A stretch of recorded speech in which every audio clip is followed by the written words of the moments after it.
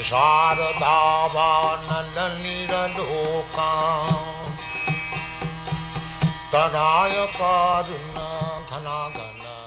Krishna.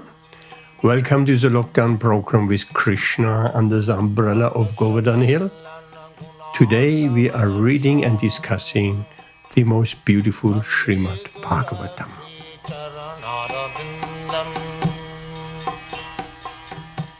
Welcome Samir, Hare Krishna, welcome Dharm. And Ben is here, Hare Krishna, welcome Ben. Welcome to the lockdown, Saturday, Hare Krishna. Samir, after a little bit of Kirtan, we will hear your story. I have also researched a little bit. I found the story about Sukha, the one I looked for. So I want to wait, see if that's the same what you gonna bring up. But let's first start off with a bit of Kirtan. Hare Krishna, Ben Prabhu, would you like to give us a little bit of Kirtan? Kirtan and nice Hare Krishna chanting to start off, and let Rashmi come. Vaishana comes a bit later, and Pandava Prabhu and Bhagavati Mataji wanted to come, and just an hour or 2 hours ago says that they cannot make it. So, okay. So, how is that, Ben, with a little bit of Kirtan? Is your Mridangam warmed up? To be honest with you, tonight I've got a really sore throat. I've had a sore throat for quite a few days. I don't know what I've done with it, you know. I think I'm gonna be careful. I'm gonna have to get it checked out, you know, because it's not an infection. It's just a pain that's there. So. What about? I took the other day a little bowl and put some turmeric in, and then put a little bit of honey over, mix it up, and then eat it with a spoon. Yeah. I don't know if it did any difference, but it's supposed to help. Okay. Natural remedy, honey and turmeric powder. Fresh turmeric, even better. I'll try it. Yes, try. I hope it will get better. So we don't have any Kirtan from you, huh? And my harmonium is not set up. Well, I could set it up, but maybe Rashmi always comes late. Who else can give us a Kirtan? Amit, Samir.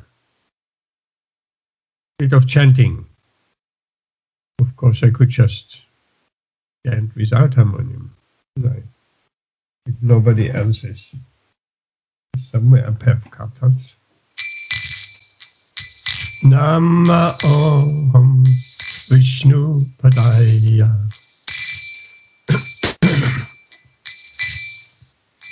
Krishna Prestaya Bhutale Śrīmad-Bhakti Vedanta Swami Niti Namine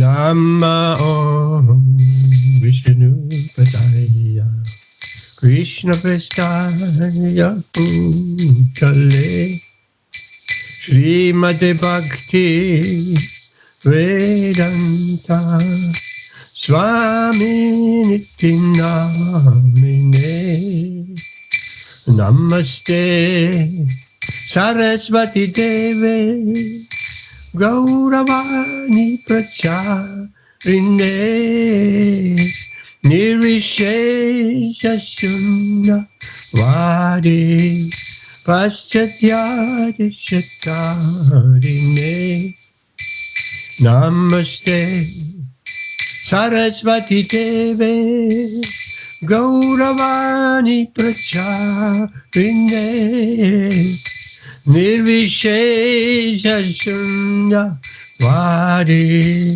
Paschatya Dishatarine Shri Krishna Chaitanya Prabhu Nityananda Shri Advaita Gadadhar Srivasadi Gaura Bhaktarinda Jaya Shri Krishna Chaitanya Prabhu Nityananda Shri Advaita Gadadhar Srivasadi Gaura Bhaktarinda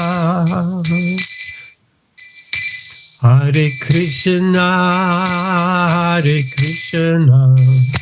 Krishna Krishna Hare Hare. Amit, your microphone. Hare Rama Hare Rama Rama Hare Hare. Hare Krishna Krishna Krishna Hare Hare. Hare Rama Rama Rama Hare Hare. Hare Krishna Krishna Krishna Hare Hare. Hare Rama Rama Rama Hare Hare. Nitai Gaura Hari Bol Hari Bol Hari Bol. Nitai Gaura Hari Bol Nitai Gaura Hari Bol Hari Bol Hari Bol Gaura Hari Bol. Jaya Nitai Sachishundara Nitai Sachishundara Nitai Sachishundara Jaya Nitai Sachishundara Nitai Sachishundara Nitai Sachishundara Nitai Sachishundara Jaya Nitai Sachishundara Jaya Giri Govardhan Giri Govardhan Giri Govardhan Jaya Giri Govardhan Jai Giri Govardhan Giri Govardhan Giri Govardhan Jai Giri Govardhan. Jai Prabhupada Prabhupada Jaya Prabhupada. Jai Jaya Prabhupada Prabhupada Jaya Prabhupada. Jai Shri Nitai Gaura Premanandi Hari Hari Bol. Hare Krishna. You see, my voice is also not, it's so much mucus there, but that's all the time, and I think it will be all over the winter like that. Okay, welcome to our Saturday lockdown. Welcome Samir, Ben, Dharm, Amit. A small group so far. I'm sure it will grow. So, Samir, let's hear your the story from Venu Gita. But if it's longer than 5 minutes, if you're reading, we would like to you doing a summary, doing a comprehensive. I prefer actually you'd say it in your own words, much more.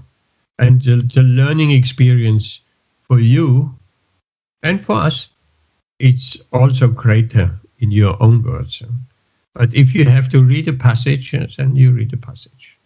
Short, comprehensive. Yeah, Hare Krishna, everybody, and what pranams, dear devotees. I was just thinking of Pandava because he really wanted to hear it. So don't put it off again. I would like to put it off because he really was interested. So I really picked it out for him, and okay. There is maybe 4 or 5 pages 4 or 5 pages, that's a lot. You would have to, in your own words, to... okay, I will... So you will put it off for next time? Yeah, I'll put it off for next time, because I was very interested. So I will tell the story I found, and that's a story which, it may be the same, I don't know. That is already sent to Pandava, because he required earlier on, where this story, what you told last time, where it's coming from. It's Shivam Swami's Venu Gita, is that correct? As far as I understand. So, I have a story which is found, ISKCON Desire Tree, so it's somewhere. How Sugar became Shukadev, right? There is quite a few versions. So, okay, I read the children's version, which is the same. I like it more, and it's from ISKCON Desire Tree, and the other version is from Radha Krishna Prabhu. It says here Divine Grace, A.C. Bhaktivedanta Swami Prabhupada, so I guess it's a bona fide version. And I believe, I haven't researched that, it is coming from perhaps Śrīmad-Bhāgavatam or something like that. I'll post a link in the chat and you can read along. First of all, here is a verse for tonight, and here is that Shuka story from ISKCON Desire Tree. Story of Shukadev Goswami. In his previous life, Shukadev Goswami was a parrot, but he was not an ordinary parrot. He was a personal parrot of Srimati Radharani. He used to take messages from her to Krishna. When Srimati Radharani was about to leave this world back to the spiritual world, she told her parrot, called Shuka, to stay here. But the parrot did not want to stay here without her. Then Srimati Radharani assured him, wherever the transcendental pastimes of the Supreme Lord are being narrated, you will not feel separation from me. Thus, the parrot Shuka started looking out for a place where Harikatha was going on. Well, he should have come here to the lockdown. He finally reached Kailash, the place where Lord Shiva and Parvati live. Lord Shiva was reciting Śrīmad-Bhāgavatam to Parvati. Just see, this Śrīmad-Bhāgavatam is recited everywhere. It's recited in all the temples every morning. It's recited here in the lockdown. It's recited on the Ganges. It's reciting in Naimisharanya. And here we hear it's recited on Kailash between Lord Shiva and Parvati. So parrot Shuka hid himself in the green leaves of the tree under which Lord Shiva was sitting and started hearing the nectarian pastimes of his beloved Lord. Lord Shiva was completely absorbed in reciting Śrīmad-Bhāgavatam. Every few minutes, Parvati would make some sounds like, So that Lord Shiva would know that she was listening. However, after some time, she went to sleep and stopped making any sound. That other piece is also quite interesting. That other piece mentions that Lord Shiva was starting from the first canto of Śrīmad-Bhāgavatam, and Parvati, she wanted to hear the pastime, so she fell asleep with the first canto. We can all relate to that, right? So, however, after some time she went to sleep and stopped making any sound. Then Shuka, parrot, who was hiding behind the leaves, started to make the sound in the same way as Parvati. Why? Because he didn't want Lord Shiva to stop the katha. Because if there's no he will stop. And look what's happening. So, when the Śrīmad-Bhāgavatam was about to end, Parvati woke up. Lord Shiva wanted to know how she liked the narration. Parvati begged forgiveness from the Lord and admitted she had gone off to sleep. Lord Shiva was amazed and asked her, who was making that sound? When she said that she did not know, Lord Shiva started looking all around to see if someone was hiding and hearing these pastimes. And finally spotted the parrot hiding in the tree. In the other piece of writing, oh no, here it comes, sorry. Lord Shiva started thinking that the parrot was not qualified to hear Śrīmad-Bhāgavatam. If an unqualified person hears the transcendental narrations, there will be lots of disturbance. Therefore, he wanted to kill the parrot immediately. That's interesting. An unqualified person. So, there needs to be some qualification to hear Śrīmad-Bhāgavatam. At least one needs to be a devotee. Lord Shiva took his trident and ran towards the parrot. Seeing Lord Shiva, Shuka started flying away. Lord Shiva followed him. Finally, the parrot reached the hermitage of Srila Vyasadeva. Srila Vyasadeva was narrating Śrīmad-Bhāgavatam to his wife, Vitika. Vitika, that's Srila Vyasadeva's wife. While hearing, his wife yawned. The second one who yawned, she must have also listened to the first and second canto, I don't know. At that point, the parrot entered into her open mouth. Lord Shiva also reached the hermitage. He inquired from Vyasadeva if he had seen the parrot. Lord Shiva narrated him the whole incident. Lord Shiva told Srila Vyasadeva that anyone who hears Śrīmad-Bhāgavatam gets free from the cycle of birth and death and becomes eternal. Yeah. Srila Vyasadeva commented that since the parrot had become eternal by hearing Śrīmad-Bhāgavatam, he could not be killed. So Lord Shiva went away. The parrot Shuka inside the body of Vitika took the form of a baby within her womb. However, he did not come out of the womb at the usual time. Instead of 9 months, he stayed in the womb.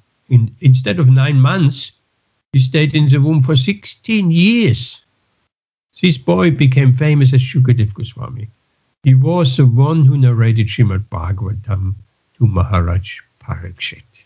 So here are some learning points. First, what do we learn from Shukadev Goswami? We should all attentively hear the pastimes of the Supreme Lord and understand the philosophy of our scriptures. Then we should preach to others so that they can also become devotees of the Supreme Lord. That is the perfection of hearing and chanting. Second point, because he had first heard the Bhagavatam himself from great personalities like Lord Shiva and Sri Vyasadeva, we must hear from the devotees of the Lord and not just from anyone. Okay, that was that story. Is that the same? What are you about to read, Samir? No problem. I have some leelas of the saintly birds of Raj, and so it's totally different. Yes, I felt so when you read last time. It wasn't said. This story, what I just read, I heard said before, but I could not remember details because it was a very, very long time. I'm quite sure that is bona fide. That is from ISKCON Desire Tree. And of course, no reference given where is it coming from. I would love to find out, and perhaps I will. And this Radha Krishna Prabhu, also he doesn't give a reference either. Hare Krishna Rashmi, welcome. You just missed the story of Shuka the parrot, but you can always listen to the recording. So that Radha Krishna Prabhu is also a devotee, and there is the logo of Srila Prabhupada there. So similar, both accounts. But again, he also doesn't give a reference. where that story is coming from. I try to find out. Okay, that was a story of Shuka. Shuka is a parrot, Radharani's parrot, who flew between Radharani and Krishna and updated them on pastimes. Okay, so any questions, comments? So welcome to our lockdown, Rashmi and Jayanti Bai also. Hare Krishna. So we go to our Śrīmad-Bhāgavatam. And today we have, it's in the chat, we have text 14 of the 4th chapter of the 1st canto. Rashmi Mataji, you want to start reading that? Which one did you say, Prabhuji? 14. It was text 14, no? Yes. The microphone is all yours. Sutta uvacha dvapare samanu prapte irte yuga paryaye jatah jat parakradyogi vasavyam kalaya hareha. Sorry, that was very poor reading. Translation. Sutta Goswami said, when the 2nd millennium overlapped the 3rd, the great sage Vyasadeva was born to Parashar in the womb of Satyavati, the daughter of Vasu. There is a chronological order of the 4th millennium, namely Satya, Dwapar, Treta and Kali. But sometimes there is overlap. During the regime of Vaivasvata Manu, there was an overlapping of the 28th round of the 4 millennia, and the 3rd millennia appeared prior to the 2nd. In that particular millennium, Lord Shri Krishna also descends, and because of this, there was some particular alteration. The mother of the great sage was Satyavati, the daughter of the fisherman, Vasu, and the father was the great Parashar Muni. That is the history of Vyasadev's birth.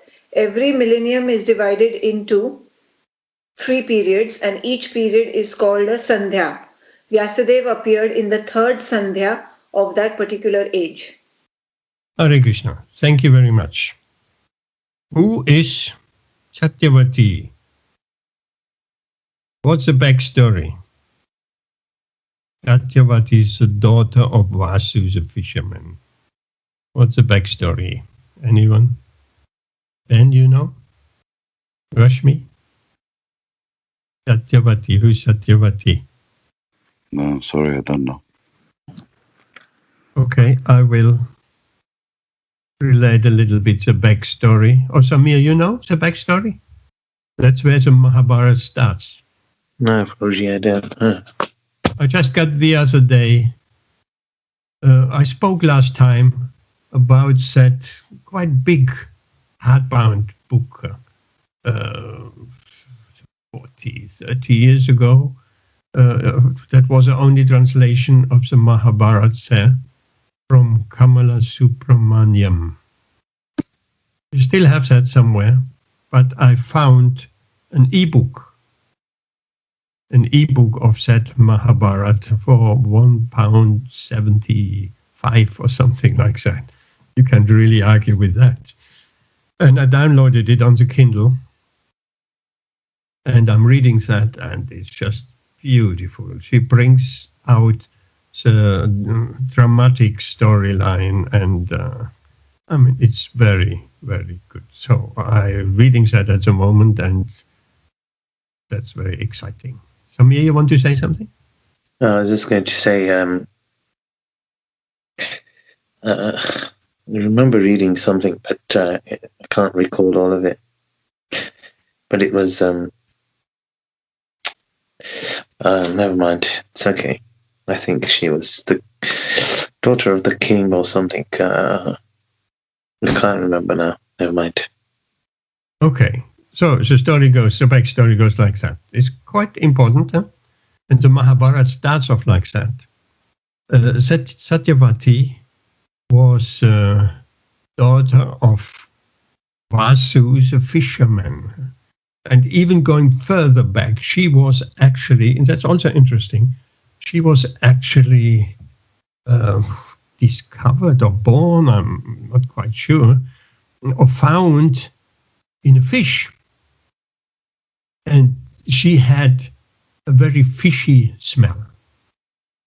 And the fisherman did engage her on the Ganga to ferry people from one side to the other. So she had a boat, and actually Parasara Muni, long time back, Parasara Muni, he got a right. And things happen, so one may think just by attraction Parasara Muni with that Satyavati. But no, I heard somewhere another account said Parasara Muni knew exactly that a child born from that union between Satyavati and him that would produce a very important offspring, which is, of course, Vyasadeva. So, Parasara Muni gave us a benediction that the fishy smell will disappear and will be replaced with the smell of musk perfume. I don't know, anybody ever used musk perfume?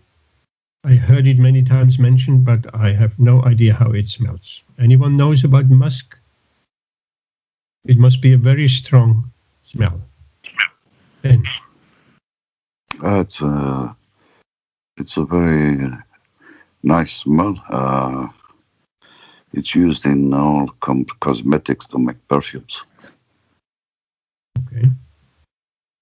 So she smelled for that musk. That Parasara Muni gave her the benediction also, that she would regain her virginity, and it was kept as a secret. And Vyasadeva, he immediately walked off, and he said whenever Satyavati wanted to call him, she can call him and he will immediately appear. That's important for later on because she called him. So then the Mahabharata really starts with Santanu Maharaj.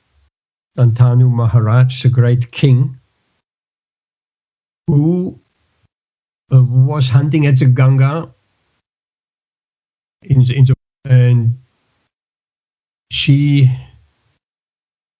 became his wife. Important to know that Santanu in his previous life was Maha Abhishek and Ganga was a celestial. And they were both at the court of Indra. And Maha Abhishek, he looked full of desire at Ganga while in the court of Indra, in the presence. And the heavenly citizens, they did not like that. So just see, it's not just in the heavenly planets in Indraloka, all just enjoyment and anything goes. No, they have their rules and their social customs and everything. They detected immediately. While in that assembly, he looked with desire at Ganga. Maha Abhishek, he was a great king. So they cursed him to take birth on this earth, and Ganga also. So then they met again, and now they could fulfill their desire, and he took Ganga as his wife. But she had set some condition. She said, I will stay with you if you never ever cross me. You never ever question me what I'm doing. And he agreed. And the first child was born, and as soon as it was born, she went to the Ganga and threw the small baby into the water. Shantanu, Mahabhishek, later called Shantanu, when he took birth on the Earth planet, he was horrified. Next year, same thing again. Next year, same thing again. 7 times. 7 years passed by, and she threw all the offspring, because these kings like Shantanu, they want offspring. They want a dynasty to continue. So when the 8th child was born, he couldn't bear it any longer. He followed her to the Ganga, and he confronted her, and he said, "What are you doing here? Why are you so cruel?" And she smiled at him and said, Now I have to leave you. You crossed me. I have to leave you, but this 8th child will live a long life,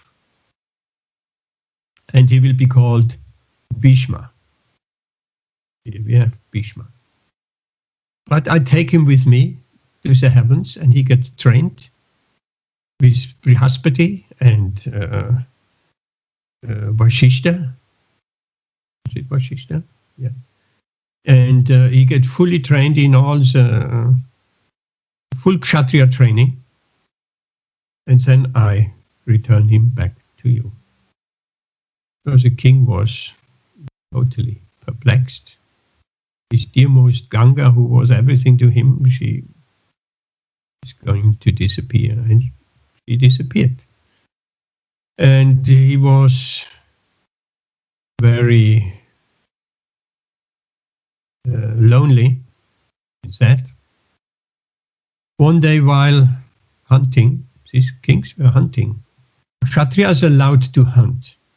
Actually, Kshatriyas, Brahmins, they would never do like that.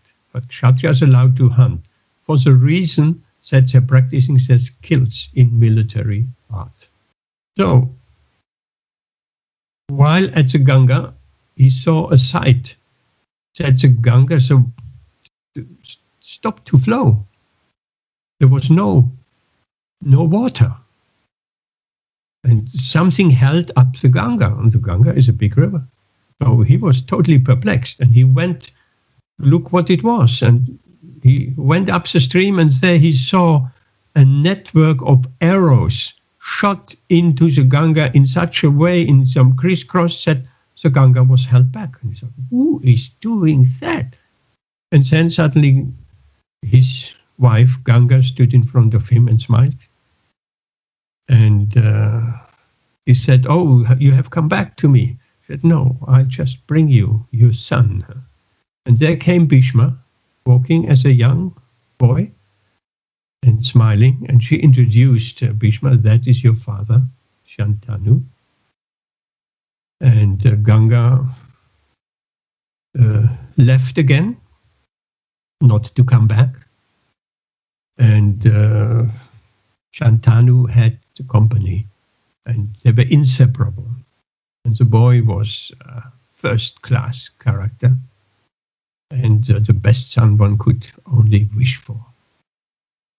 So it happened that after some years, again he was on the bank of the Ganges. He smelled that musk perfume.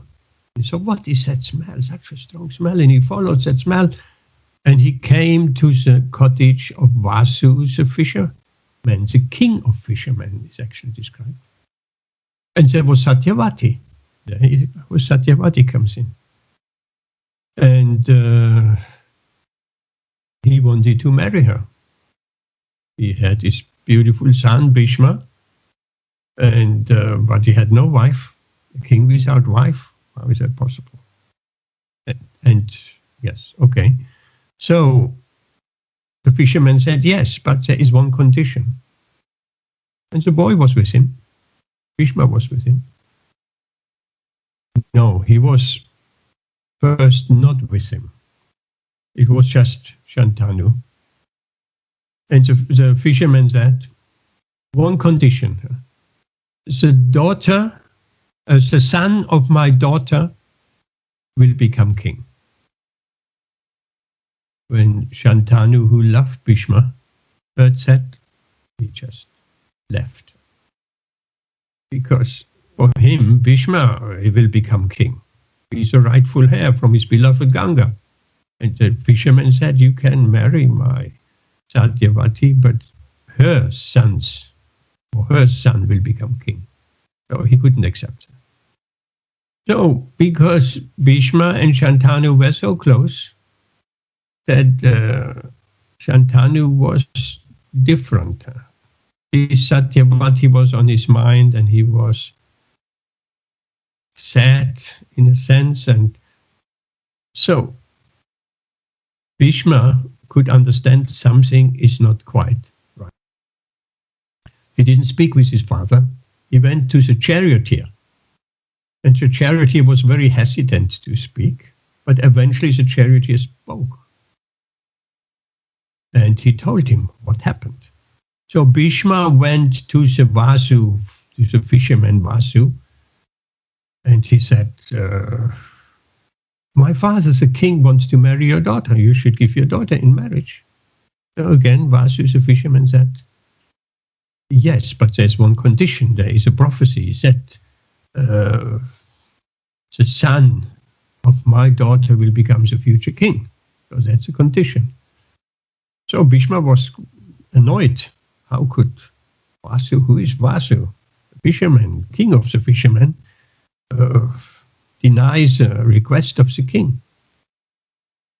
So then Bhishma said, okay, I will agree just to that my father is satisfied. Satyavati's children will become the heir of the throne. And then Vasu said, well, that's not actually good enough. What about you? If you have any children later on, then there is a problem. And then Bhishma made his vow that he will stay brahmachari. And then from the sky, from the heavens, a voice came, Bhishma, Bhishma. It's a terrible vow for Kshatriya. It is unheard of that the Kshatriya doesn't have a wife, that the Kshatriya doesn't marry. So that is a backstory. It goes a little bit further. So Satyavati got married to Shantanu, and they had two sons, Chitrangada and Vichitravirya. I mean, these are all very dramatic stories. Chitrangada, there was a Gandharva with the same name, Chitrangada, and he did not like that someone else should be called Chitrangada as him. So he challenged him for a fight. And they went to battle and they fought. Kshatriyas cannot refuse to fight. So they fought a battle, and Chitrangada, the son of Satyavati, he was slain. He was killed. And that was a big calamity because he was the oldest son. He's supposed to be heir, future king. And Vichitravirya was still a small child, the other son of Satyavati. So Bhishma, he ruled in the name of Vichitravirya. He ruled the kingdom, and people were very happy. Who wouldn't be happy to have Bhishma as a king? So, but in due course of time, Vichitravirya died from a disease. There is a name given, but I looked it up what it means, and it was tuberculosis. So he died from tuberculosis. And that was a great calamity because there was no heir for the kingdom. So Satyavati said, it has been done, and in emergency it could be done. Sorry, one step back.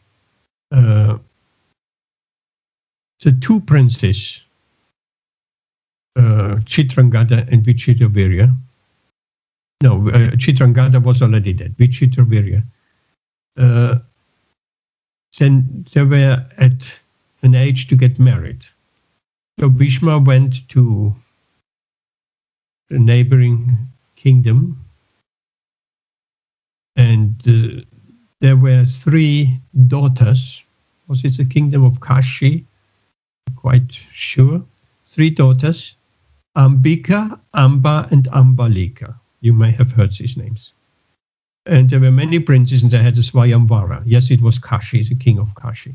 The king of Kashi used to, it was a tradition, their daughters of the king of Kashi, they would always be offered to the kingdom of Shantanu. But they did not this time, and he held a Swayamvara. Swayamvara means he invited all the princes of so many kingdoms, and whoever is the most powerful, and the girls, Amba, Ambalika, and Ambika, they could choose their own husband. So Bhishma didn't have any of that. He wanted just the brides for his sons, for Shantanu's sons.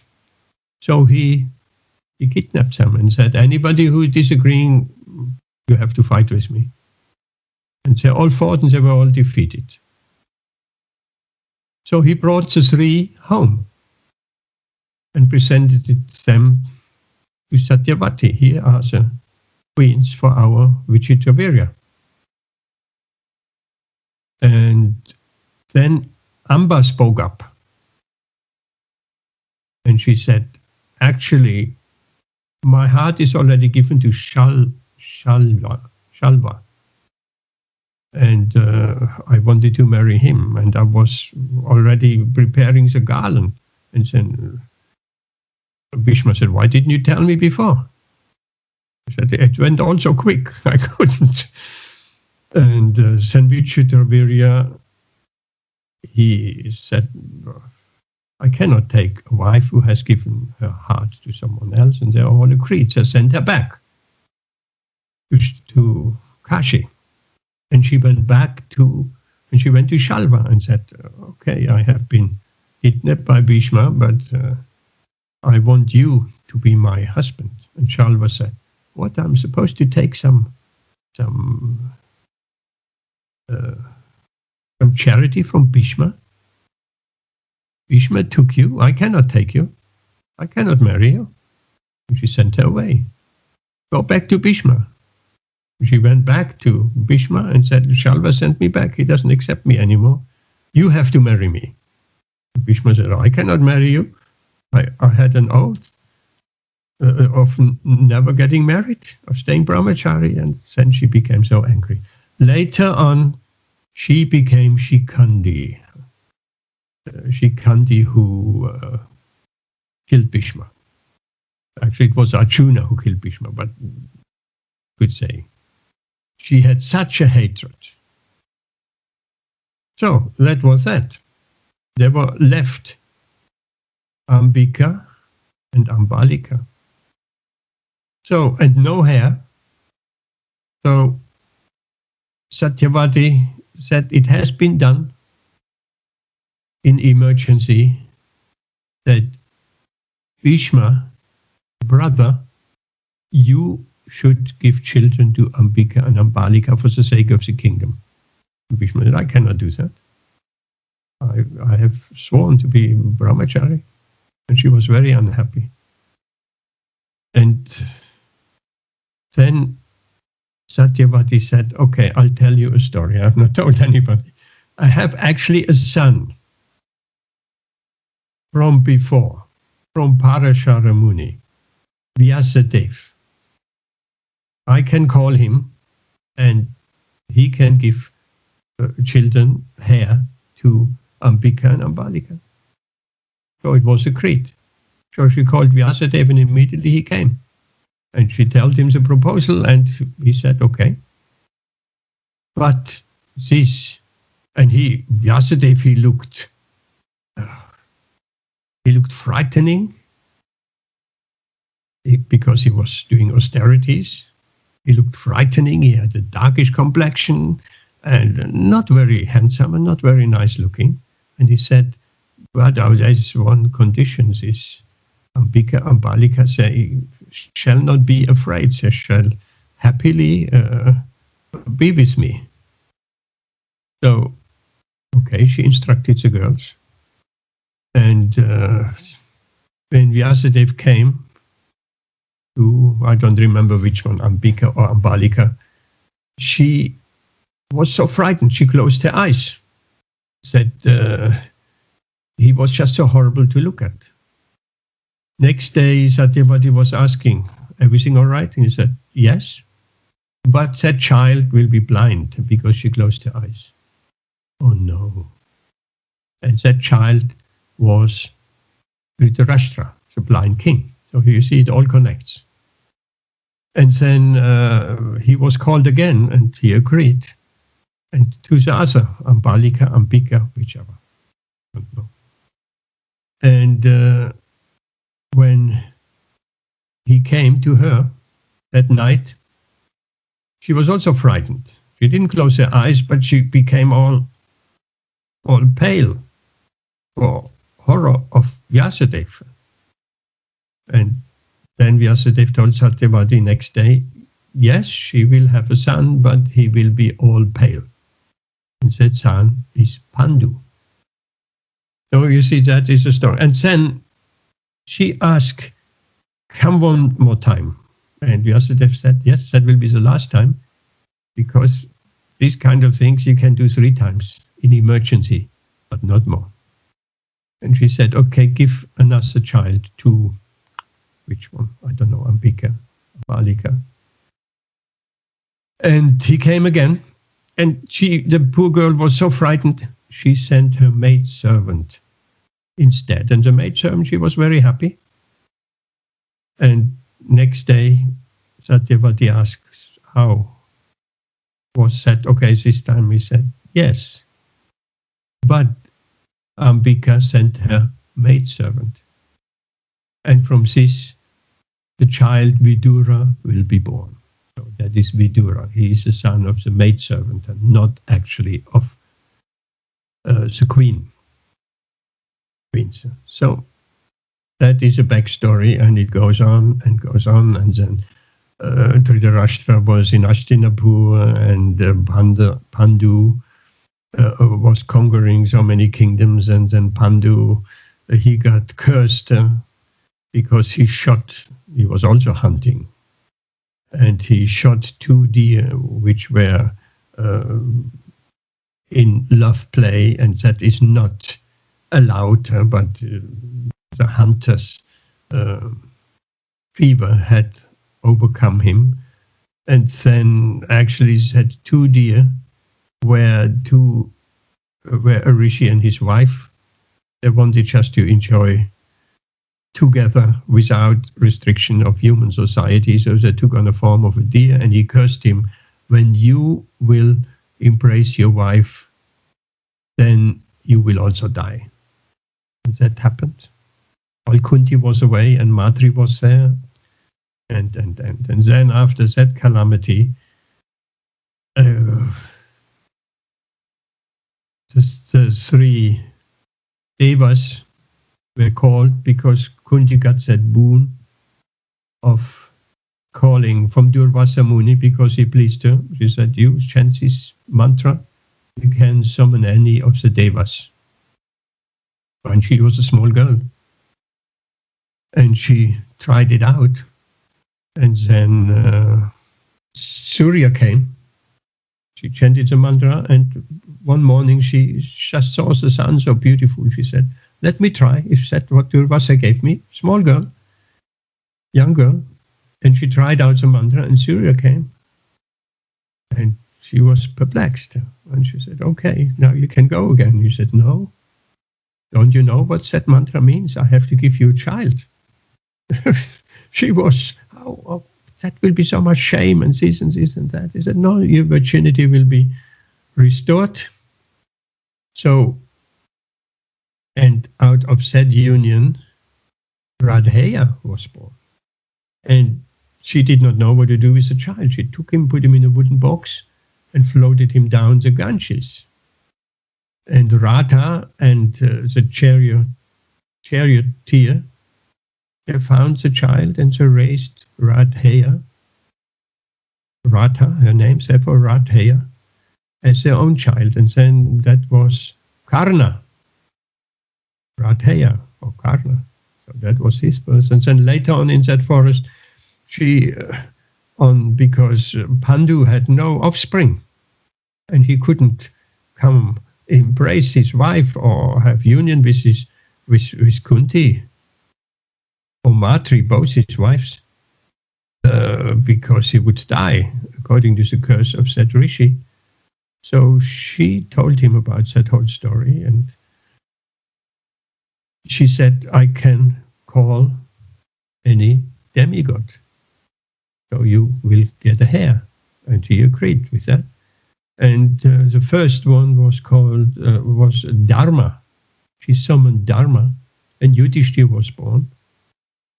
And then he wanted another hair, and she called Vayu, and Bhima was born. And again he wanted another hair, and she called Indra, and Arjuna was born.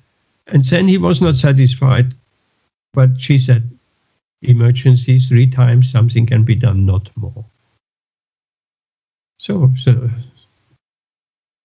then Matri said, what about me? Can you not teach me that mantra too? Okay, so that mantra was taught to Matri, second wife, and the twins, the Ashwini, Sahadev and Nakula were born from the Ashwini twins, demigods. So the 5 Pandavas came into existence in that way. And while Kunti was away with the boys, Pandu was overcome by the beautiful atmosphere, and he embraced Madri, and she tried to tell him, no, you can't, you will die. But he couldn't resist him. And the moment he embraced her, he fell dead. And she cried, and Kunti came, and big calamity. The king, the future king, is dead, because Dhritarashtra couldn't be king because he was blind. So then all the rishis in the forest, it was decided they're going back, the 5 Pandavas and Kunti. And Matri, she wanted to enter the funeral pyre with Pandu, and that was eventually agreed. She could do that. So that was only Kunti and the 5 Pandavas, and they went back to Hastinapur, and then the whole story and all the calamities between the Kauravas and the Pandavas started from there. Sorry that was a bit long. That is the whole backstory, starting from Shantanu. Any questions? Rashmi, did you know? You must have known some part of it. And Ben, and Samir also. Yes, Prabhuji, bits and pieces, because Mahabharata used to be a very popular TV show in India. So most children, when they were my age, they've probably all watched, and that's how we knew. But why didn't you tell us the story? Not like, it's hard to remember this. You know how you explain properly, chronologically, systematically. I did not know. I will know bits and I could recognize it, but I will not be able to narrate it. Yes, most people probably don't know as far back as Parashara Muni and Vyasadeva, and it goes even further back. But anyway, that's a different story. Okay, let's get back to the verse. Prabhuji, in this verse, Yep. We are still on the same verse, no? Yes. So they're talking about this millenniums. So it's about creation basically. So today I was attending a Bhagavad Gita class, and I'm just repeating it because my ideas were cleared today because of that class. We talked about, just a few weeks ago, we talked about creation. Garbho Dakshai Vishnu, Karuna Dakshai Vishnu, Garbha Dakshai and Shira Dakshai Vishnu. Yeah. So Mataji explained that. So she used, you will know those words. There are two different creations. There's two different type of creation. One is the material creation, and one is we are never created. So we have never, Jivatmas have never got to be created. And the way we occur is, Krishna, we've heard this many times, Krishna looks at material nature, he glances at material nature, and just as a man and a woman, when they meet, there is a born of a child. There's a birth of Krishna? a child. Which Krishna? Krishna. Vishnu. Which Mahavishnu.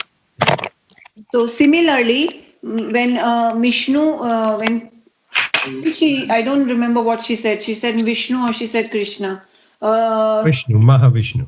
I don't know what. Maybe she just said Lord. I don't know. So Vishnu, when he glances at material nature, he impregnates her, and then that's how Jeev appears. But that is not how. That has got nothing to do with Garbho Dakshai Vishnu, Shira Dakshai Vishnu. That is all material creation. So all of that, the Brahma appearing, and then Garbho Dakshai Vishnu, and all of that, that is all material. So Brahma is only creating all the material things. He's creating the bodies into which the soul will be embodied then. The soul has already been created. The soul is created by that glance. So, and she called it a Sanskrit name, and everybody seemed to know in that class the first word and the second word. The first word was the creation of us, the souls, which is by the glance of Vishnu over material nature. And the second is the material creation, which is all that Karuna Dakshai Vishnu, Garbho Dakshai Vishnu, and Shira Dakshai Vishnu. And there was so that is a secondary creation. So it was primary creation, secondary creation, and there were Sanskrit words for that.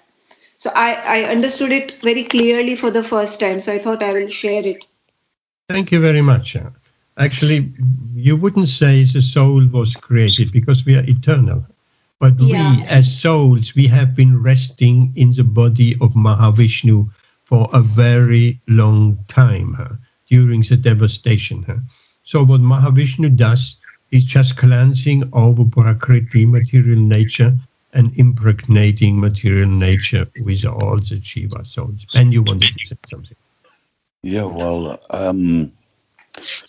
you raised the point that I was going to talk about,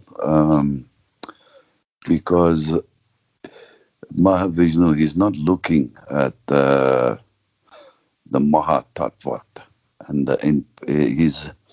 he impregnates with his glance, but it's the souls that are already present there. He's not creating them. There's a good verse in Bhagavad Gita. Let's see. It says, Roshan, your microphone is on. Welcome anyway. It says, never was there a time when I did not exist, nor you, nor all these kings, nor in the future for any of us cease to be. So there's never been a time when you haven't existed. So it's not that you're created at the time of glancing over material nature. Yeah, maybe you come out of the dormant position. Of the dormant position. That's right, that's correct. Okay, great. So, my question is, here Srila Prabhupada gives Satyatva Paratreta Kali. Normally we say Satya, Treta, Dvapara, Kali. What's the correct one? Anyone? The second and the third seem to be reversed. Yeah, it says that every 23 28, isn't it? times in the cycle, there's a reversal between the second and the third. Yes, an overlapping, it's called here, which seems to be a reversal. So which is a normal sequence? It's Satya, then Treta, then Dwapara, then Kali. No.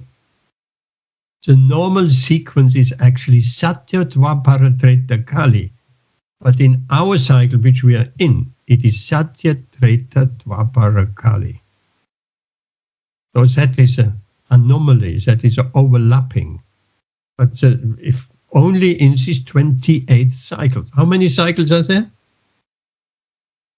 Samir, altogether? That's a 28th cycle. And it's explained because Lord Krishna appeared in Dwapara Yuga.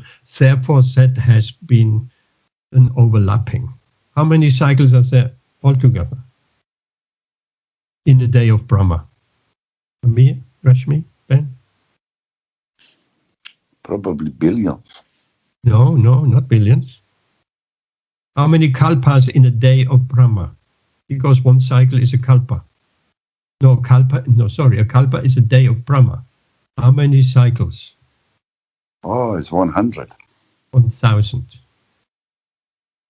1,000 cycles, and that is a 28th cycle. Oh, because one day is a kalpa. Yes. So one night is a kalpa. Yes. The day is... And yes. So if you multiply that by months and then by years and by the life span of Brahma. Yes, when we have these figures, we always say 4 cycles, Satya, Dvapara, Treta, Kali, or Satya, Treta, Dvapara, Kali in our case at the moment, times 1,000. That is a kalpa, the day of Brahma, and his night is as long. And he lives 30 days, 12 months, 100 years. So we get this huge figure. Okay, that's that. Parashara Muni is mentioned. We have talked about that. History of Vyasadev's birth. Of course, a millennium, it's always referred to like Satya Yuga is a millennium, Treta Yuga is a millennium. It's not necessarily 1,000 years, but these are referred to as millenniums. Anything else? Anyone? Or shall we move on? These are quite important bits. Let's go on to text 15 then. I wanted to ask a question. No, it says in the purport is that the millennium is divided into 3 periods. And yes. And 8th period is called a Sandhya. What does that mean? I don't know. And then he said Vasudeva, he appeared in the 4th Sandhya of that the third, right? age. Yeah. Well, it's just a division of each millennium in 3 smaller parts, which are called Sandhyas. Sandhya means, Prabhuji, Sandhya, like that, the word Sandhya means, even Sanskrit Sandhya, it means evening, actual meaning. Okay. But I don't know how it ties in with this. Yes, that is right, because we have an Aarti, and Vaishnava Mataji will know that. The evening Aarti is called Sandhya Aarti. So, yes, evening. Oh, well, that means he appeared in the evening. Well, in the last portion of the Yuga, I try to figure out when Vyasadeva, just to put him in time,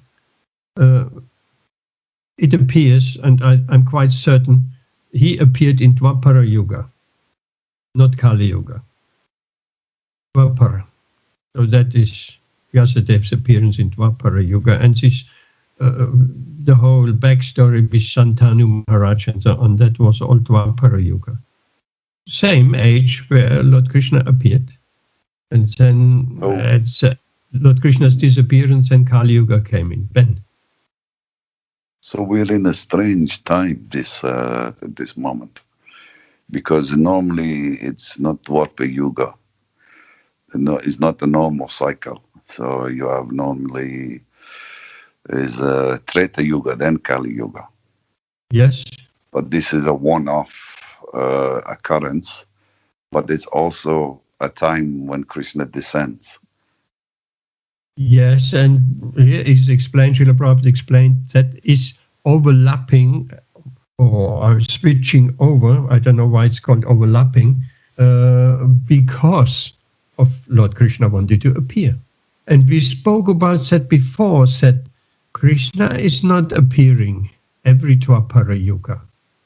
So not every, it's just in this 20, here we get some more information, in the 28th cycle of the whole show. Then these 2 millenniums have been overlapping, have been basically reversed, or have changed position.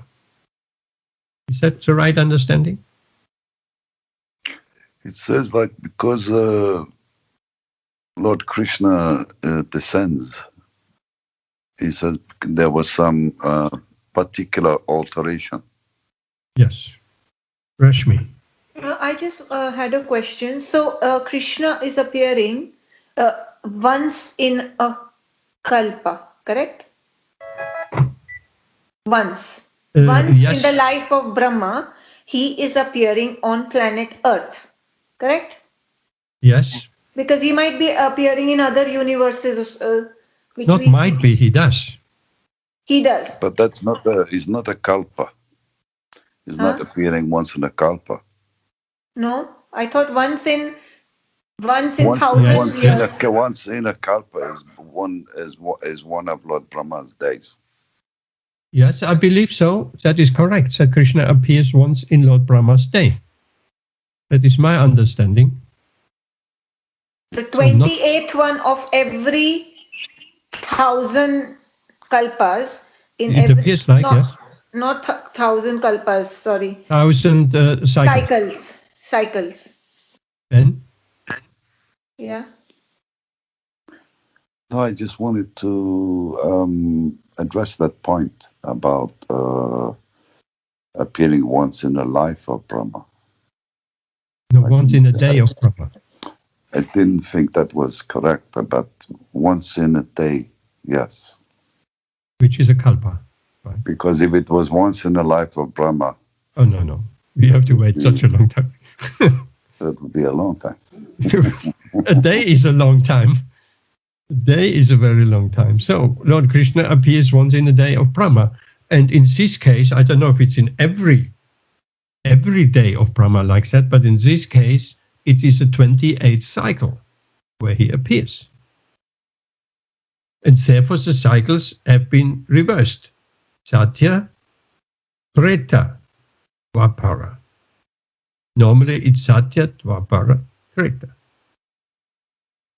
Okay, so it seems to be quite clear. Can I ask one question about that?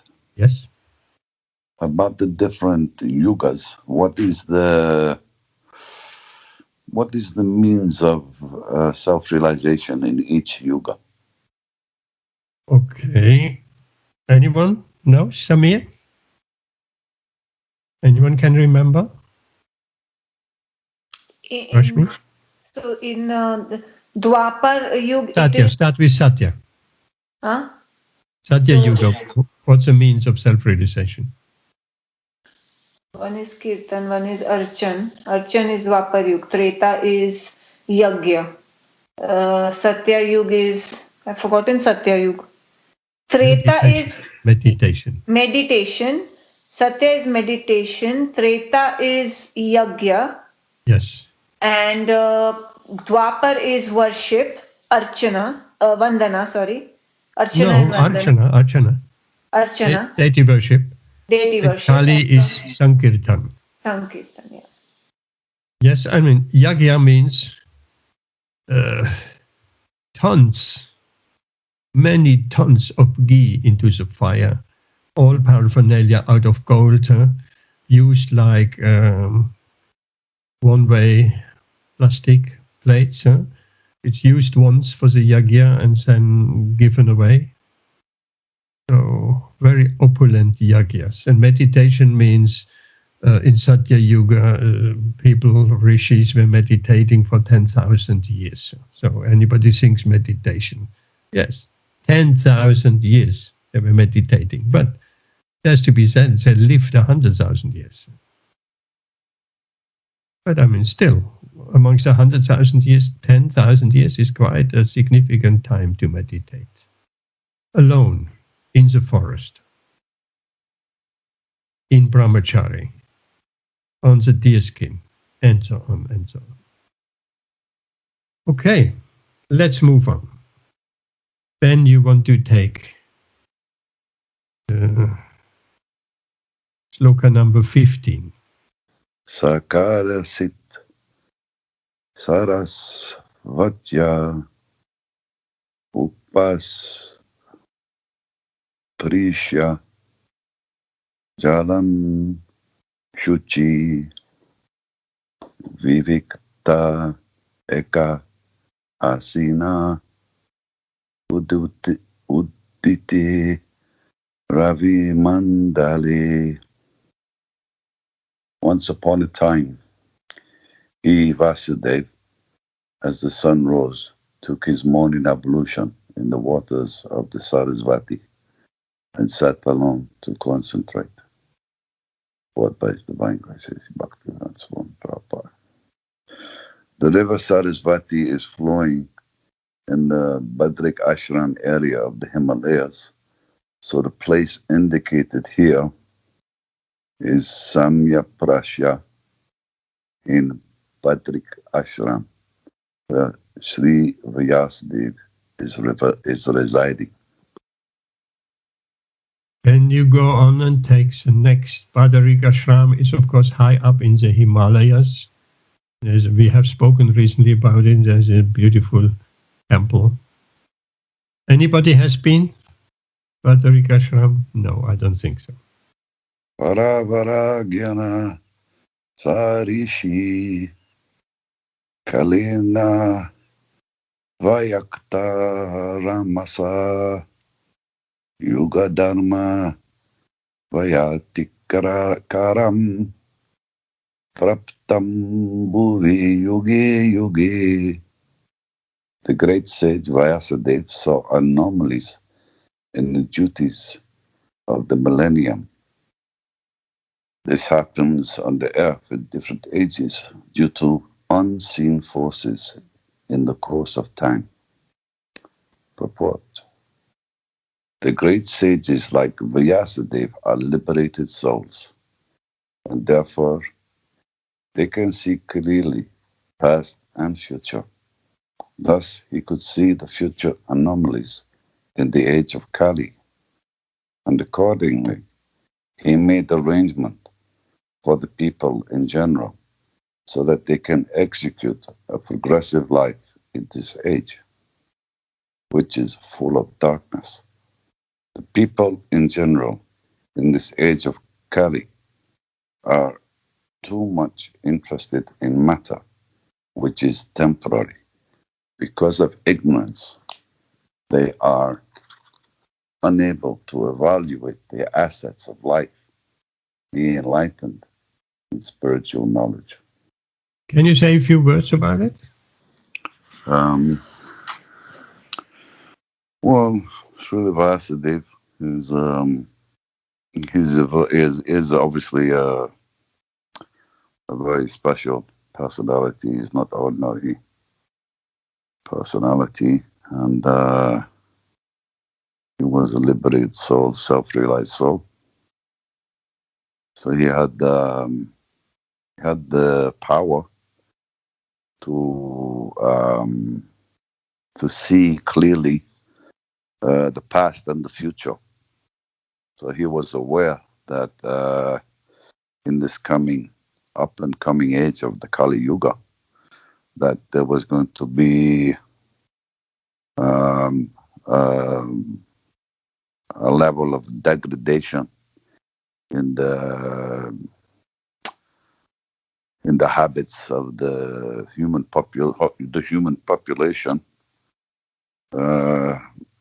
He could see the darkness in this age. He could see that everyone would become absorbed in the material energy and not be interested in spiritual emancipation and spiritual life. So on that basis, he took to the task of writing Mahabharata and so supplementary Vedic literatures, just for the benefit of the people in this fallen age of Kali. Great, thank you. What is the proof he could see into the future? Anyone? What's the proof? Is it because he wrote Śrīmad-Bhāgavatam? Absolutely. No, he divided, na Prabhuji, the Vedas. Initially, there was only one Veda, but he divided the Vedas into 4. Because he knew it would be so degraded, the people, they will not understand all these Vedas. Yes, that's a nice point. But what is actually the proof that he could see into the future? Ben, you're on the right track. Well, I mean, if you go to like the 11th canto, and it talks about more and more about how this age of Kali becomes degraded. You mentioned it yourself recently that people actually,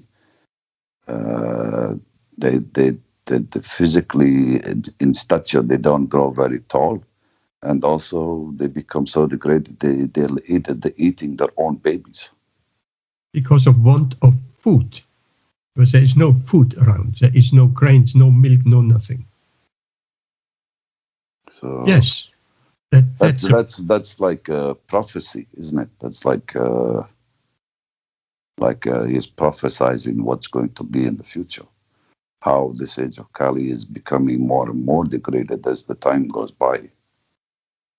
We're lucky at the moment. Obviously, we're in a golden age, but Yes, there are some prophecies. You could say prophecies, but he could actually see the future. There are some prophecies which already have taken place. I don't know which canto. You say 11. I thought it was earlier. I don't know, where the Kali Yuga is prescribed. And at the end of Kali, would be easy to find out. At the end of Kali, what are the circumstances? What is the situation? And some we will come to that. Some prophecies have already taken place. I mean, he has written the Bhagavatam some 5,000 years ago. So he has predicted certain things which are already happening now. He could foresee that. So that is, you could say that's a proof he can. But interesting, a liberated soul can see past, present, and future. So if we become liberated souls at the end of the 9th canto, we can also see past, present, and future. And you wanted to say something more? You know this division of the Vedas? Yes. And the Vedas, they mainly deal with Karma-kanda, They're not actually dealing with the spiritual life. No, both. They're kind of They're based on the 4 principles of Dharma, Artha, Kama, Moksha. Dharma, Artha, Kama, Moksha. Yeah. But the specific thing that Bhagavatam is a bit beyond that,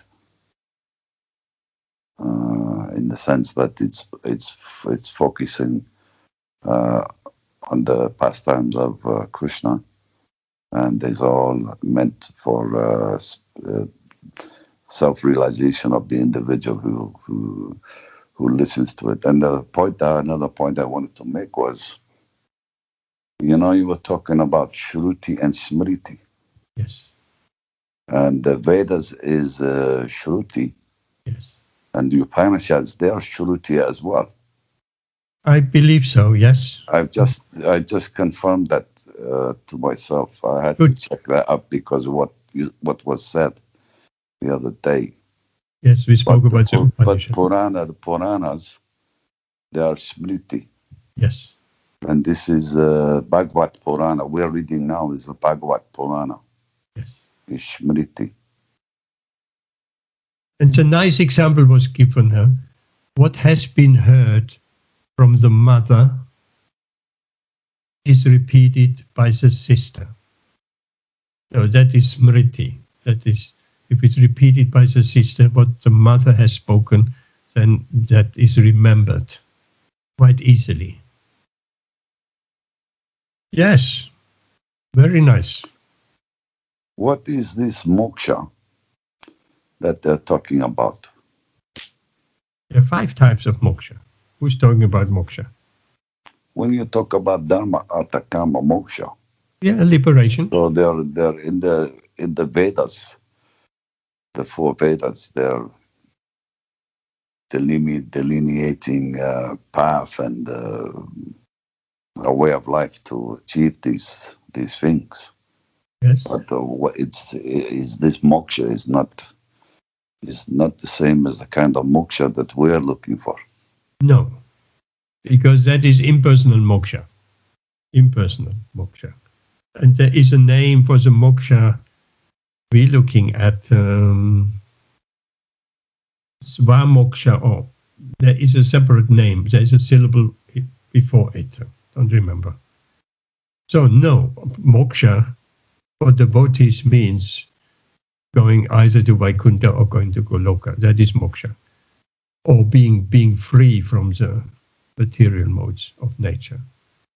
Not just the ordinary moksha, which the impersonalists or Mayavadis aspire for. That is a Brahma Buddha stage, becoming free from the 4 modes of material nature, but then they think that's all.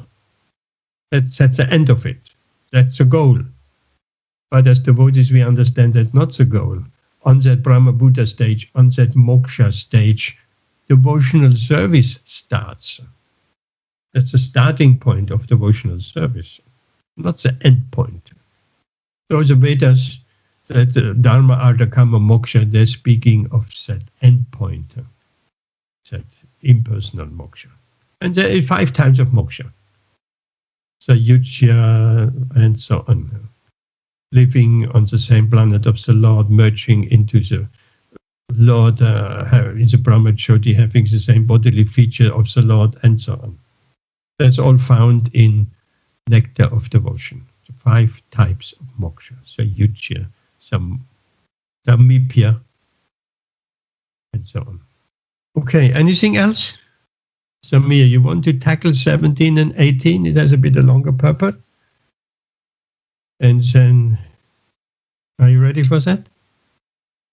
Yes, I don't think we said Om Namo Bhagavate Vasudevaya. Oh, you say it. Om Namo Bhagavate Vasudevaya. Om Namo Bhagavate Vasudevaya. Om Namo Bhagavate Vasudevaya.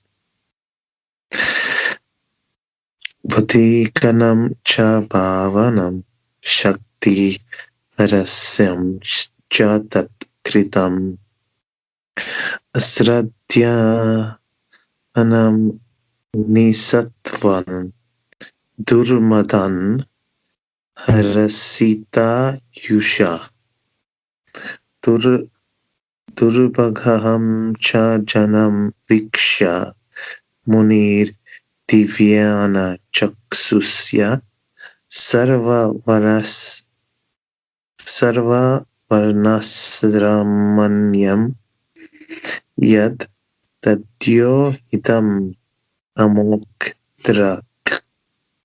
Translation and purport by His Divine Grace, Prabhupada Ki Jai. The great sage, who was fully equipped in knowledge, could see through his transcendental vision the deterioration of everything material due to the influence of the age. He could also see that the faithless people in general would be reduced in duration of life and would be impatient due to the lack of goodness. Thus, he contemplated for the welfare of men in all statuses and orders of life. But the unmanifested forces of time are so powerful that they reduce all matter to oblivion in due course. In Kali Yuga, the last millennium of a round of 4 millenniums, the power of all material objects deteriorates by the influence of time. In this age, the duration of material body of people in general is much reduced, and so is the memory. The action of matter has also not so much incentive. The land does not produce food grains in the same proportions as it did in other ages. The cow does not give as much milk as it used to give formerly. The production of vegetables and fruits is less than before. As such, all living beings, both men and animals, do not have sumptuous, nourishing food. Due to want of so many necessities of life, naturally, the duration of life is reduced, the memory is short, intelligence is meager, mutual dealings are full of hypocrisy, and so on. The great sage Vyasadeva could see this by his transcendental vision, as an astrologer can see the future fate of a man, or an astronomer can foretell the solar and lunar eclipses. Those liberated souls who can see through the scriptures can foretell the future of all mankind.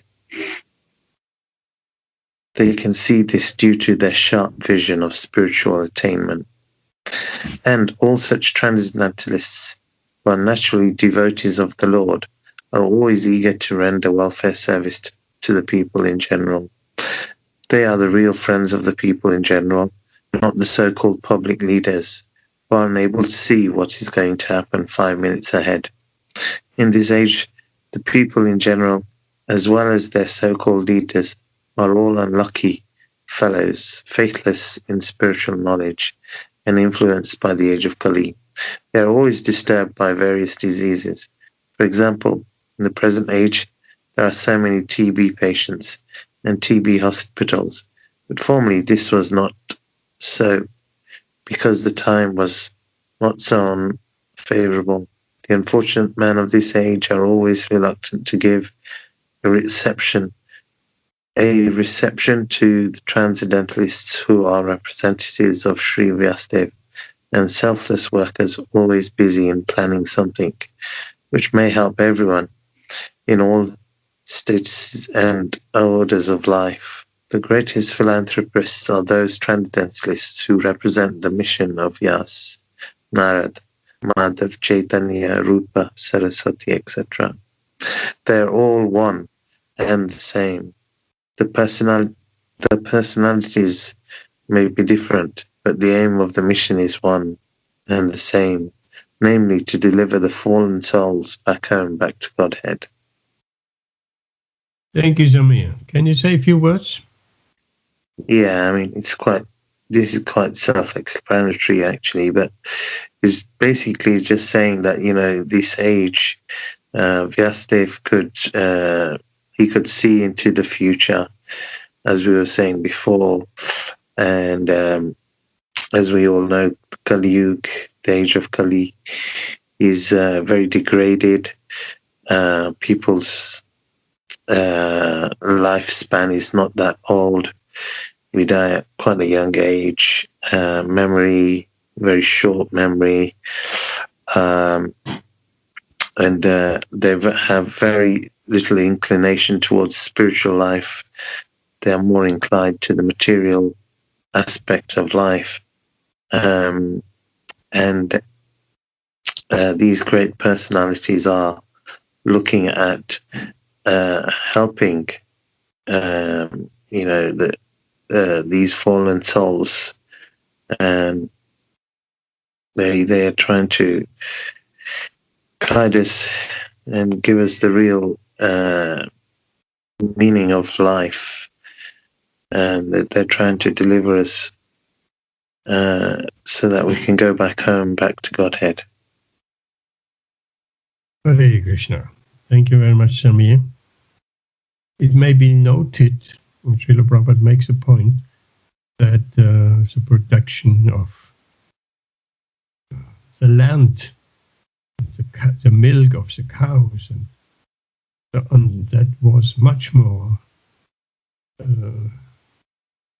efficient, profuse than it is now. So everything has, even on that scale, deteriorated, and it looks like it will be more deteriorating. Otherwise, there wouldn't be a prediction towards the end of Kali Yuga, that there is no food anymore.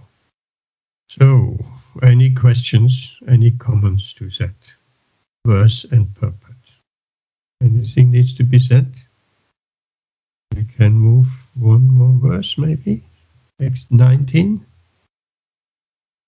Ami, do you want to take text 19? Come close to your microphone. Yes, is that better? Yes. Okay. Okay, text 119.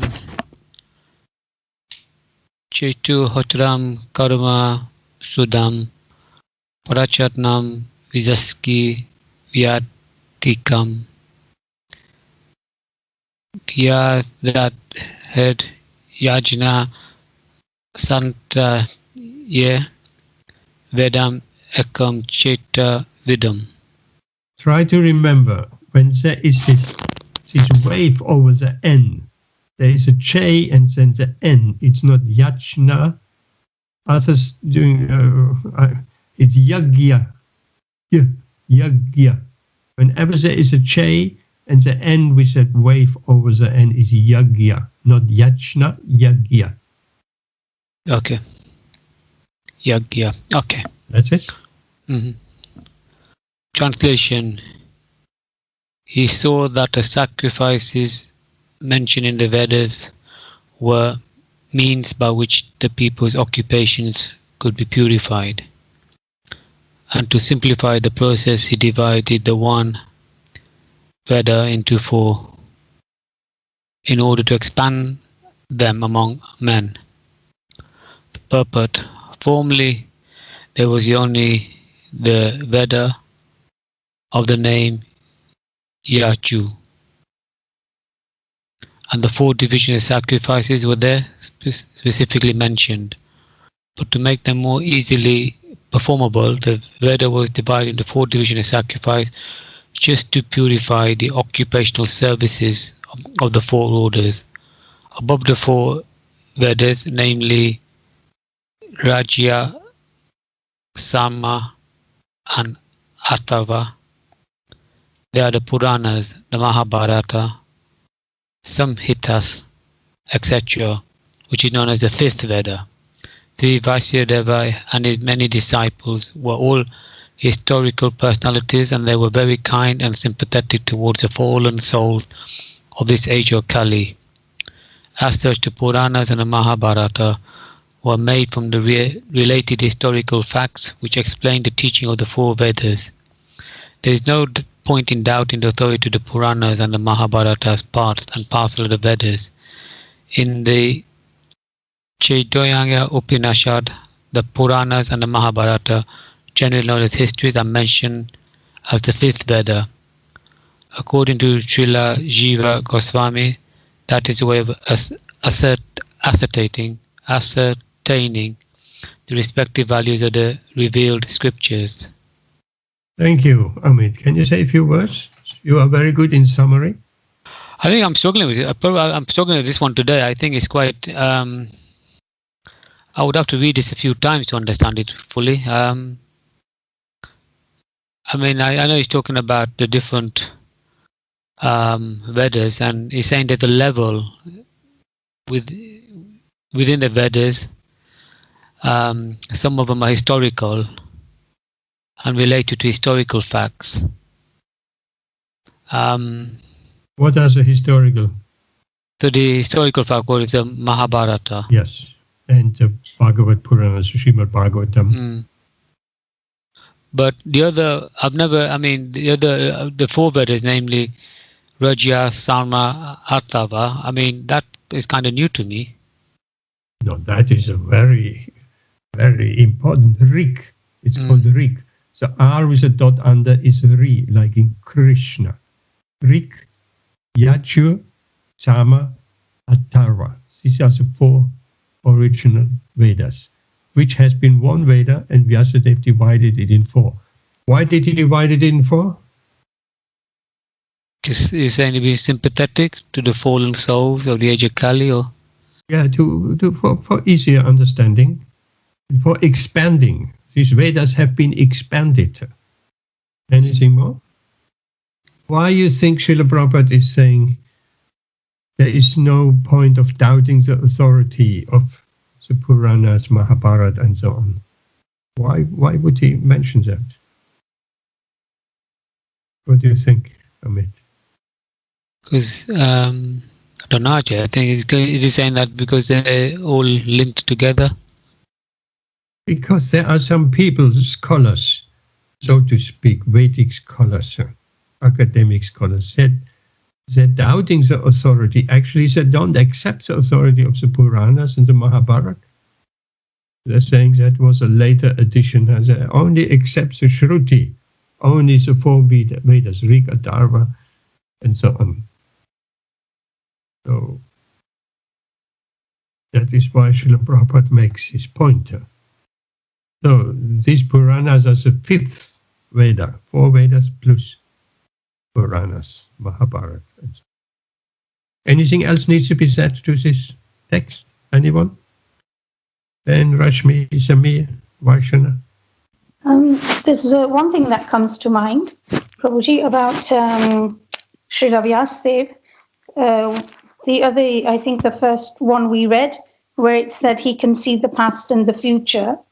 There's a time in Mahabharata when, the war was going to be starting, and also I think the Draupadi Vastra hadn't happened yet, and that's when Vyasadeva comes back to Ma Satyavati to pick her up, actually, to take all the three Matajis away, that they could not see what was going to happen, because he knew that they will not be able to cope with all this.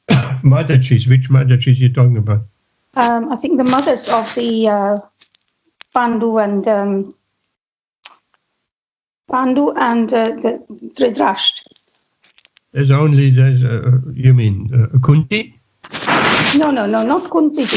It was the Matajis of the, I've forgotten the names actually of the other sons, but he comes and takes away the Matajis before all the yudh starts, saying that you must, now it is your time just to come and meditate and come with me. Well, the only other woman there is Draupadi. No. This is about Vyasadeva's mother. There was Mata Satyavati. Yes, Satyavati. Yeah, so there was a time before the Mahabharata, the actual yudh starts. He actually comes and takes the mother away, telling her that what's going to happen now is, it's going to be unbearable. Yeah. So it is now time for you to leave. And then the other three mothers also go with Satyavati, her daughter-in-law. Who are the other three mothers? I've forgotten the names. Sorry. But he takes them away because he does not want them to see what's going to happen. Rashmi. That it's going to be unbearable. Who are the other Prabhuji, three? you told us the names when you were Ambika telling us and Ambalika. Yes, and that's one more name you told us. There was Amba, Ambalika. Amba, that is a different case. Amba, she became Shikandi. Yeah. So there was Ambika. And Ambalika. Another one, but I can't remember the name. But they were all taken away because, he comes in and says, no more. You've done your bit. I'm going to take you away now. Yes, I do remember hearing or reading said Vyasadeva was telling his mother Satyavati the whole dynasty going to be destroyed. Yeah. And she was so keen she felt it was her responsibility she put so much effort in continuing the dynasty. Otherwise, she wouldn't have called Vyasadeva to beget children in Ambika and Ambalika and all of that. Yeah, I mean, that's just one proof that he could see the future. Yes. Before, Ben mentioned, of course, very nicely, in the Bhagavatam, we're going to read the future at the end of Kali Yuga, how the situation will be like. And also, he could see what is the situation now, of course. Yes, nice comment, very nice. Is there anything else, Vashana? No, I don't think so. Anybody else has anything which could be said? Okay, Vashana Mataji, read us the text 20. There is no purport. 20 and 21, and then we stop. Right, okay. I just have to get there first. 20. Because then everybody has had a turn. So is that 19 or 20? 20. 20, okay. Just one more. Right. Om Namo Bhagavate Vasudevaya. Rig Yaju Samatharvakya Vedasya Chatvara Udhartaha Itihasa Puranam Cha Panchame Veda Uchyate. Translation. The four divisions of the original sources of knowledge, the Vedas, were made separately, but the historical facts and authentic stories mentioned in the Puranas are called the fifth Veda. That's it? Yeah, go on to the next. Right. Tatrarg Veda Daraha Pailaha Samago Jaimini Kavi Vaishampayana Evaiko Nishnato Yajusam Uta. Translation by Srila Prabhupada. After the Vedas were divided into four divisions, Paila Rishi became the professor of the Rig Veda, Jaimini the professor of the Sama Veda, and Vaishampayana alone became glorified by the Yajur Veda. Purport. The different Vedas were entrusted to different learned scholars for development in various ways. Okay, nice. So it just shows clearly, if in any sense, if you want to expand something, even a company, you want to expand, you have one company, you want to expand the company into different branches and different franchises and so on, it will be very difficult for one person to handle that all. So expand it and have different people in charge of it. So in a similar way, Vyasadeva has given to these personalities the Vedas to expand them further. Any questions? Any comments? That's our last verse for today. Anyone? Anything? No? Then I would like to ask Vashana Mataji of just singing. Maybe it's a Nisinga prayer. So what about you, Rashmi? You have practiced, right? Rashmi Mataji. In 3 weeks, Prabhuji, you said. I'm not practicing. 3 weeks you promised us. COVID is keeping me busy. What's happening? You cheating us. COVID. No, COVID is keeping me busy. Oh, yeah. These are all excuses, sir. Next session, you do Nisinga prayers. So, Vaishana, can you do a little bit of chanting? You want to do the Singha prayers or just Hare Krishna? Whatever you suggest. Let's finish off with the Singha prayers and a little bit of Hare Krishna, just 5 minutes or something. Okay, thank you. Namaste Narasimhaya Praladaladaini. Namaste Narasimhaya Praladaladaini. Hiranyakashi Purvakshaha Shilatankanakalaye. Hiranyakashi Purvakshaha Shilatankanakalaye. Ito Nasingho Parato Nasingho Yato Yato Yamitato Nasingho. Ito Nasingho Parato Nasingho Yato Yato Yamitato Nasingho. Bahi Nasingho Hridaye Nasingho Nasingamadim Sharanam Prapadye. Bahi Nasingho Hridaye Nasingho Nasingamadim Sharanam Prapadye. Tava kar kamalvare nakhamadbhut sringam dalita hiranyakashipu danubrengam keshavadrita narahari rupa. Jai Jagadish Hare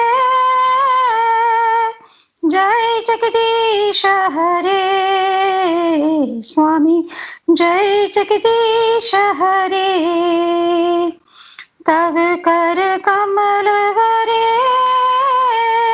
nakhamadbhut sringam dalita hiranyakashipu tanubrengam keshavadrita narahari rupa. Jai Jagadish Hare Jai Jagadish Hare Swami. Jai Jagadish Hare. Jaya Jagadish Jaya Jagadish Jaya Jagadish Hare. Jaya Narsingadev Narsingadev Narsingadev. Jaya Narsingadev. Jaya Narahari Narahari Narahari. Jaya Narahari. Jaya Prahlad Maharaj. Jaya Prahlad Maharaj. Jaya Prahlad Maharaj. Jaya Prahlad Maharaj. Jaya Prabhupada Srila Prabhupada Srila Prabhupada Srila Prabhupada. Nittai Gaura Hari Bol Hari Bol Hari Bol. Nittai Gaura Hari Bol. Nittai Gaura Hari Bol Hari Bol Hari Bol. Nittai Gaura Hari Bol. Narsingadev ki jai. Prahlad Maharaj ki jai. Srila Prabhupada ki jai. Hey, thank you very much. Hare Krishna. Hare Krishna. Thank you. How your Food for Life is still going on? Well, actually, I feel very bad today because we cancelled today. I thought it was going to, there were snow warnings. Oh, snow warnings. These warnings, you never know until it comes down. Decided, it'd be too cold, and it was so cold in the kitchen as well, freezing. So today we sort of let it go for one day when I was feeling very guilty after that. Okay. Thank you. Hare Krishna. Rashmi Mataji, are your Sunday classes still going on? Yes, Prabhuji, they are going on. We do one verse every Sunday. They're making progress? Oh yeah, we just reading, Prabhuji. We just read, we discuss, and in between I tell them some nice, I tell them kathas like a Jamil story. And That's like that, right? so yeah, that little bit, like, because they are Gujarati ladies. They are not from India, but they are from Africa. But they have all they know about Giriraj, so they know about Govardhan. So tomorrow we had planned that I will tell them the full Leela of Govardhan. Yes, that's nice. Everybody likes stories. So, but so I mean, know. Your success will be if they're taking up even just one round of Hare Krishna, even here and there. Not necessarily every day, but here and there, a little bit of chanting, that would be a starting point.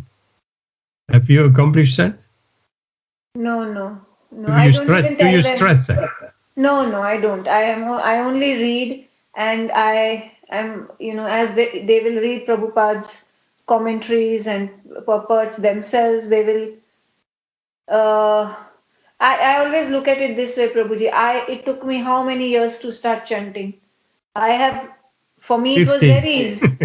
Long time. I have only started long time. On off is not called chanting. Yeah, but don't take your example and do the same with them. They can start chanting around here and there. Come on, that's so important. Just mention it here and there. And if you read Bhagavad Gita, it comes in every second page. Yeah, so that's what. So let Prabhupada tell them rather than me. Yeah, so but you need to highlight. When Prabhupada is telling them, you need to highlight and explain a bit. Yeah, that will be your success. Yeah. Okay, Hare Krishna. Prabhu, could I just ask Rashmi quickly, how are things in the hospital at the minute? Are you coping okay? That has been on my mind as well. Yes. Very bad, It's very bad. In fact, I was just telling Krishna today that young people thought that they were, invincible. Mm-hmm. If we are young, we cannot get the virus. Just yesterday, my receptionist husband was admitted, has been in the hospital for 17 days. So she has also got COVID, so she was at home. So she wanted to find out how her husband is doing because he was supposed to be moved to intensive care. And her husband happens to be my patient. So I tried to find out. And so I had to go on to I and my nurses, we went to the hospital's system. There's a system where you can see every patient, every ward, what problem they have, what they are admitted with. So we went to intensive care. We get an update every day, but we don't get obviously names of patients. So in my hospital's intensive care, yesterday there were 10, only because 2 had died just few hours ago. So 10 were there. Take a guess how young the youngest one was. Only 28. 28. Wow. And it was COVID because that ICU, there are 2 ICUs. One is COVID, one is non-COVID. So I was looking only at the COVID. We were looking at the date of births and we were looking at the male-female ratios. They were all 28s, 30s, 40s, that sort of thing. And we looked at some of their medical problems. So if somebody has done an entry, then, if the junior doctors have put an entry, you can see what medical problem. One of them, the youngest one, he had no medical problems. I was so shocked. And he was so young, only 28. Oh. So it's very, very bad. Mm. Yes, but, Amit, in case, as and when they do offer you the vaccine, I was going to tell you this. There is no problem for you. It is a vegan vaccine. So there is no egg yolk. There is no egg yolk. There is no marine product. There is nothing in it. I don't know why they gave us why that information was supplied, but that information was supplied to us. Yeah. Okay.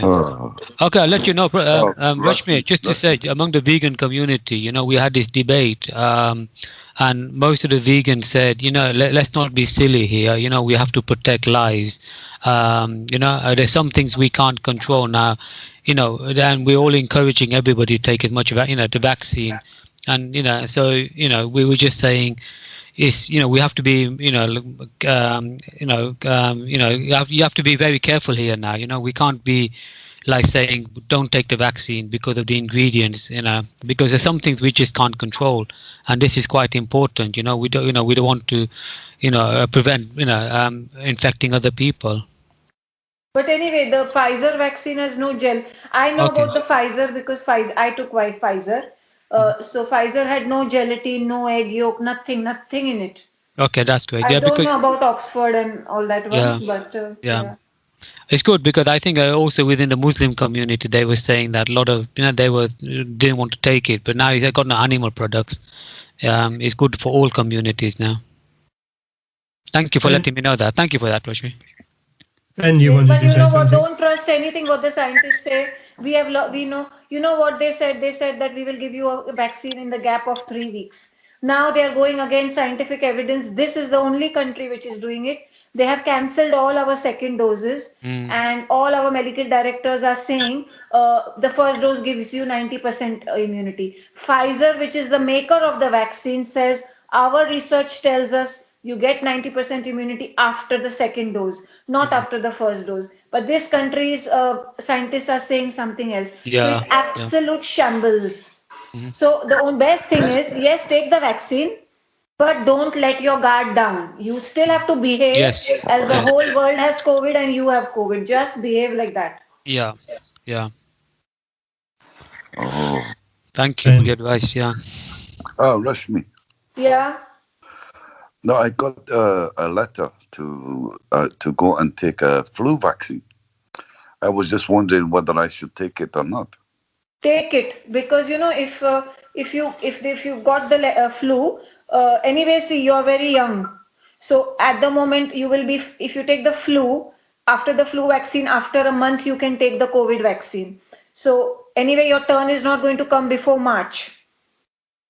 Right, by the time they finish all the elderly people, it will be February.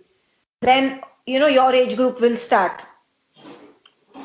Then, so I think take the flu vaccine, because the people who get flu plus COVID, they get more severely ill. Right. So there is no harm in taking it. See, I take flu vaccine every year, and I can tell you from my experience, when I never used to take it, I used to get the flu very badly. After taking it, I still get the flu, but I am not seriously ill with it. I can still go to work with my symptoms. Previously, I could not go to work. I used to be very, very ill. I used to be bedridden for 4-5 days. Now I'll just get a little bit of, I know it's fluid, I'm fluish, but I can continue working. So there's no harm in taking it, Ben. Okay. There's no harm. But take your COVID vaccine when they, just take it. It's, none of the doctors also agree with what these scientists are doing in this country. But, we are in the hands of these politicians. What can we do? Yeah, I will take the vaccine if I get offered the vaccine, I'll definitely take it. They'll give you by March, April. Yeah. But that does not mean that you just, that's the main thing is you still have to behave as though you don't have the vaccine, because we don't know this vaccine. You can't trust them. One day they will say one thing, after 3 weeks they are saying another thing. So who knows what? 6 months it will last, the protection. Who knows, Prabhuji? First they were saying 1 year. Now some days they are saying 5 months. Yeah. After the first dose, they are saying 5 months it will last. After the second dose, it will last for 1 year. Which vaccine is offered? The Pfizer? There is a few others. The Oxford one. What about the Oxford one? I don't know. The Pfizer one was the one which I took. So I had researched a lot about Pfizer. The Oxford one, I don't know much about it. But they will try to give everybody Oxford. They will not try to give everybody Pfizer, because Oxford vaccine is very easy, 2 degrees Celsius. And that other Pfizer one is -70, the German vaccine. Yes, and Oxford vaccine is an English vaccine. And you know what as well, because it's more cheap. The Oxford vaccine only costs £2. Yeah, you're right, Ben. Yeah, the Pfizer vaccine, it costs way up £150 a vaccine. So there's a big price difference. Yeah. Oh, yes. They're looking at the price. Of course they do. And now, Prabhuji, it's also a race against time. Na? Look at the number of people who are dying every day. There is no places anywhere in the hospital, anywhere. On Thursday evening, I was passing by A&E. There were 5-6 ambulances standing outside. All the patients were inside the ambulances. No patient had been taken out and taken inside because A&E was full. So ambulances were stuck there and with the patients inside, and the nurses were coming out. Yes. It's very bad situation. They are not, when they tell us all this in the news and all, they are not overplaying it. In fact, if anything, they are underplaying it. Okay. Yeah, Rashmi, somebody posted something on social media. It's from the Leicester Mercury. That somebody that took a photo yesterday, and there was like 15 ambulances yesterday trying to get in, and there was a park. It was queuing all the way back up to Welford Road. They said that they've never seen that in their lives, before. So there was incident yesterday. I think there was about 15 ambulances waiting to go in. The solution is very simple. Just get some more doctors and some more nurses and pay them double as much. That's all. No, but the equipment is also not there, Prabhuji. There is no equipment. Well, then get equipment. Just so invest. The equipment is there in all those big, those what they built, those overnight they build those big hospitals in London and Birmingham. So the patient has to be shipped from wherever you are. Let's say if we got ill and so shift them around, isn't it? Yeah, you'll have to be shipped. Now it is not easy to ship a very, very ill patient. It's not easy to shift a COVID patient. You can't just stick them into an ambulance and send them off. Yeah. It's all bad, but what can we do? No, I was just thinking because it takes a long time to train these health people as well. Doctors, nurses, they take a long time to get some nurses from other countries. Stop your immigration policy.